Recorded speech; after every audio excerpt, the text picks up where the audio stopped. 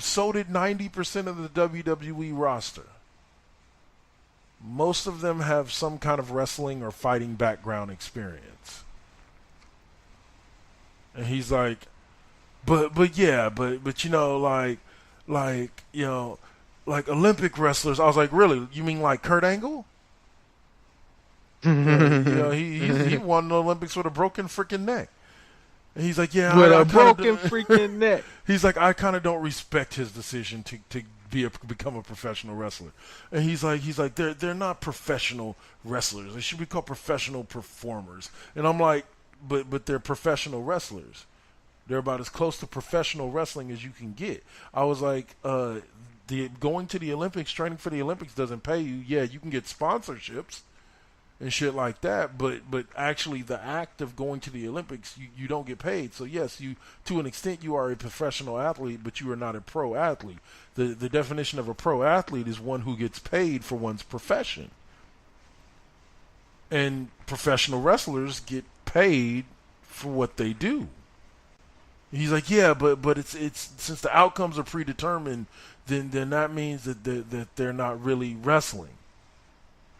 Most of the moves that they use in ring are those same moves that you use on a mat in a high school wrestling ring. Suplexes, so on and so forth. This conversation went on for about an hour. I bring it to the show in the sense of trying to get yours or anybody else's if you want to respond on the fan page at World Wrestling Podcast, Facebook.com/World Wrestling Podcast, or respond here in the comment section underneath the show. But I'd love to get your thoughts, Cole, on his, because I found his particular view on it different than most. Like I said, he wasn't necessarily hating on what they do in ring. He was just hating on the title of professional wrestler.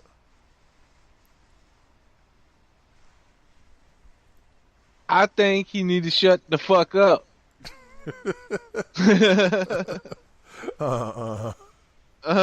Nothing more profound than that. man, it's professional wrestling. That's what it's been called. That's what it is. Even in the Carney days, it was professional wrestling. Yes. And it was real wrestling back then, in the Carney days. But it evolved into a show. Yes. And now it is sports entertainment. But I'm gonna say this: there are professional sports entertainers out there, and there are also professional wrestlers out there. Yeah. Now they're not saying, but they do the same thing for a living.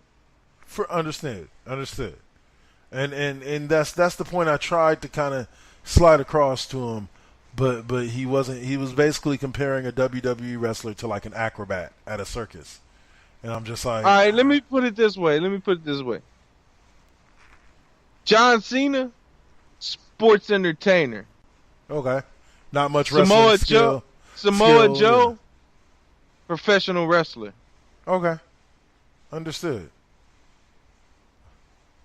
Because here's the funny thing about it is he made this comment to me, and Cole, I laughed so damn hard. He's like, I wouldn't be afraid of a professional wrestler the way I'd be afraid of like an MMA fighter. I was like, brother, then he would come to a very, very rude awakening. Yeah, I was like, I used Kaz's line on him. I was like, bro, you fail to realize that these gentlemen drive around and beat the shit out of each other for 200 days a year for a living. Do you really want to get into a fight with that? Right. Would you really want to get into a fight with somebody like that? That literally drives around. MMA fighters maybe have 3-4 fights a year, and the rest of the year they're in the gym. These guys are fighting. These guys are getting in the ring and doing what they're doing, beating the shit out of each other for 15, 20 minutes at a time, 5 to 7 days a week. Yeah. Yeah. And so I definitely think that it's not necessarily that you should fear professional wrestlers. Most of them are nice guys as long as you're cool to them. But at the same time, I don't know if you want to cross one. Nah, man. Nah. I mean, maybe somebody on the indies. Yeah, maybe one of the smaller guys. Yeah. One of the little punks. but I can tell you right now. Not a seasoned veteran. No. With my own eyes have seen. You pull that shit with Kaz and Daniels, and they'll beat your ass. Just period. They'll mollywop you. Stone Cold may not because he got bad knees, but I believe he could still stomp a mud hole in your ass if he wanted to too. That man's still pretty big. I'm sorry. We'll see how big he is this coming up Monday. If he shows up. He's supposed to. He's on the card. Yep. And there's talk that there may be surprise whatchamacallits by The Rock and Hulk Hogan. Man, fuck both of them. Fuck Hollywood and Hollywood. Hey, it ain't The Rock's fault that he's Hollywood. His charisma, once he got going as The Rock, Dwayne's charisma went off the charts, and he was destined to do movies. Like John Cena, I'm sorry to say it. John Cena doing rinky-dink movies. Jumanji fucking sucked. Is it? Oh, well, I'll say, hold up. No, hold up. John Cena was kind of forced into Hollywood's lap by WWE through WWE films. The Rock, Hollywood wanted The Rock. They looked at The Rock like a slice of pie. Like a big fat slice of pie, and they wanted some of that pie. What kind of pie? Wu-Tang pie. They wanted that. They wanted that pie bad, Cole. And Hollywood came and got them some of that pie to the tune of The Rock realizing I could be on the road and for 200 days out of the year, or going for 200 days out of the year, barely see my family, and make maybe $5 million, or I can go shoot a couple of movies throughout a year, still have as damn near as much time as I want with my family, and fucking make like $50 million in that year. Yeah, I think The Rock made the right choice. Hollywood was beckoning. Fuck that shit. Don't get me wrong. I wish we had seen him well into his 40s. But maybe the fact that he's taking this time off of wrestling means that when he finally does get done in Hollywood and doesn't want to make any more movies, he can still come back and do a Ric Flair type thing and still be a part of the WWE and still be a part of wrestling. I don't see that shit happening. Nah, you think he's just going to retire? Yeah, man. Fade away. But he ain't gonna fade away because he's gonna stay in Hollywood and he's gonna be an old man. Fucking. You think The Rock ever does? You think The Rock ever does a sitcom? He does. Oh Ballers. Yeah, Ballers, huh? Yeah, but that's on Showtime. Yeah. I'm talking about like NBC, ABC. It's hold on, wait a minute. First of all, it's on HBO. Star. Oh, it's on HBO. Then what is he? Isn't he in Power too? No, No. he ain't in no fucking Power. Oh, okay. Fuck Power. I forgot you watch all that, man. I don't. I don't watch Power. He's like, I ain't even trying to take credit for no watching Fuck Power, that. man. Fuck that shit. Oh, fuck that. No, I don't watch that shit.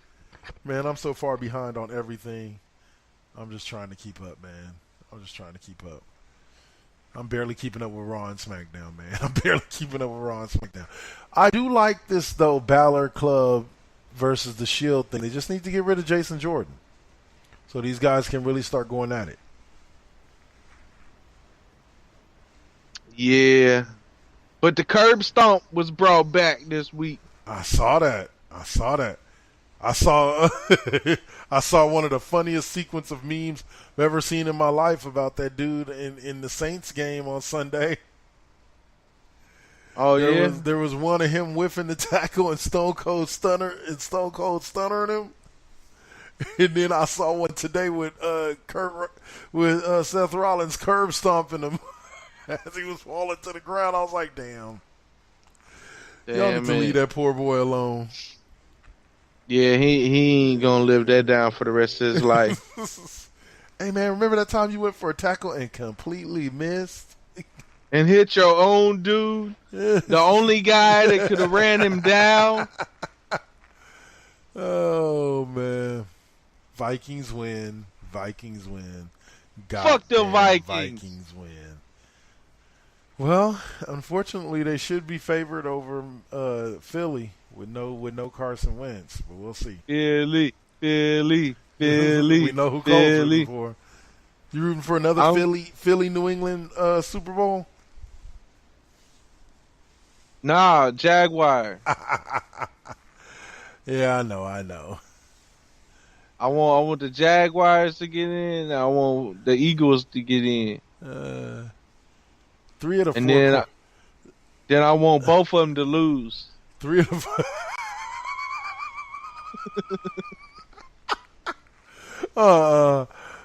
Three of the four. Tie. The only tie game in motherfucking Super Bowl history. 13-13. With if your quarterbacks are Nick Foles and Blake Bortles, that could happen. That's what I'm saying. 13-13 tie in the Super Bowl. Oh man, you killing That ain't a me. prediction. That's what it's gonna be. That's what's gonna be, huh? I love my mama.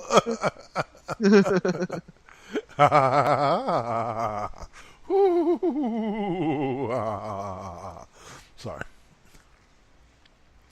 Yeah, you sounded more Halloweenish there instead of Matt Hardy-ish. Yeah. No.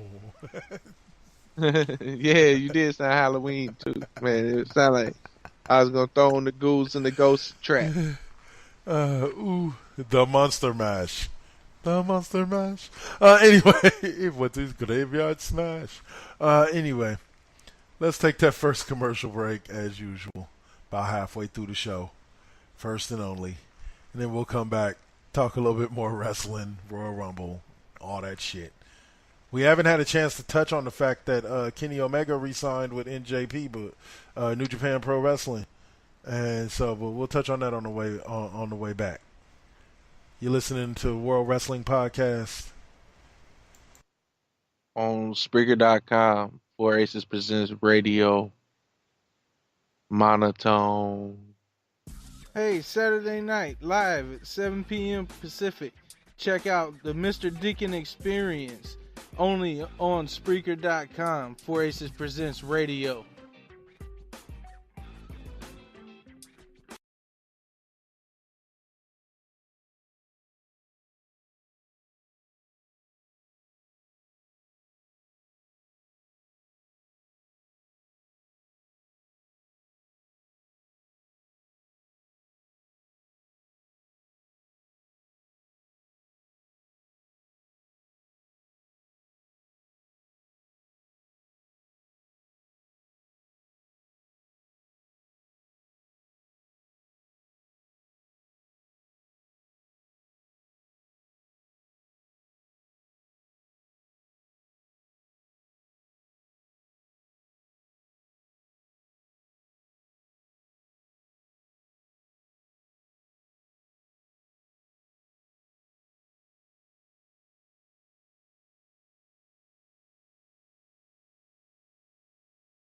Now, lastly, we take a look at one of the co-founders for Four Aces, the Saint, and his group, The Collective, as they bring us MVT West and NVT Deuce.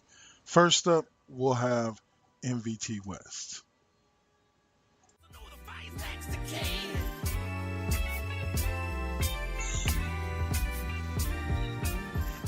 Ladies and gentlemen, everybody around the world, I welcome you to the season premiere and the Spreaker premiere of Four Aces Presents Now versus Then West, where the West Coast has it in.